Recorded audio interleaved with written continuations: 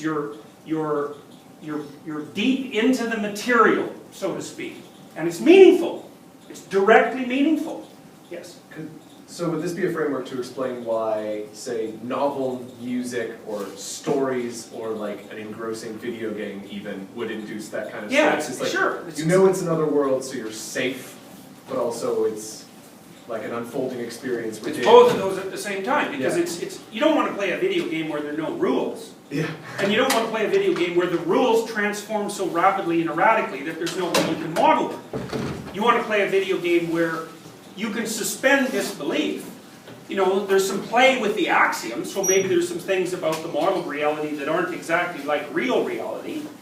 But once that framework is established, once the rule-governed framework is established, there's play inside of it, and that's very engrossing. And I think part of the reason it's engrossing is, one, you actually learn things from playing games, because in some sense you're always playing a game, right? Because you're always inside a reality that's bounded by a certain set of assumptions, and it's not the total reality.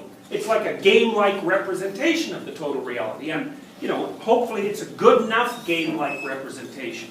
You know, one of the things I was thinking about in relationship to video games was, you know, I've read critiques of video games where people complain about young people generally being engaged in video games to the expense of having a real life. And then I was thinking, I don't know if you know about Edward, I think his name is Edward Castronova. Now he's an economist who studied video games. And he did this quite a while ago. I think it's got to be more than 10 years ago now. But he made the claim at that point that one of the big, massive online player games, I think it was World of Warcraft, but that might be wrong, was like the 20th largest economy in the world. Really.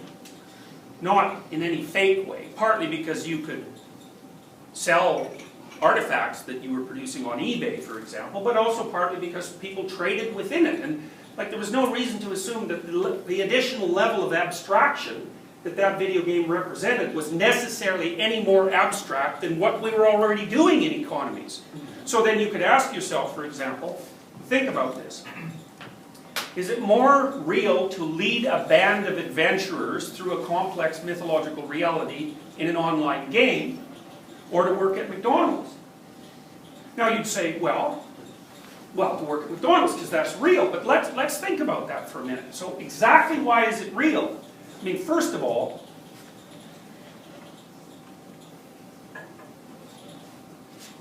McDonald's couldn't exist unless it was nested in a whole bunch of other things, right? So it has to be nested in a functional capitalist economy, and that has to be nested inside a functional political system, and then there's all sorts of other preconditions in terms of material supply and so forth that have to be in place before you're able to work there and receive tokens for your labor. Okay, so the same thing applies to the video game. And you might say, well, how do you determine which of those is real? And I would say, well, maybe one of the ways of determining whether a game is real is to what degree do you practice a wide range of the subsets of skills that would be transferable to other games while you're playing that game.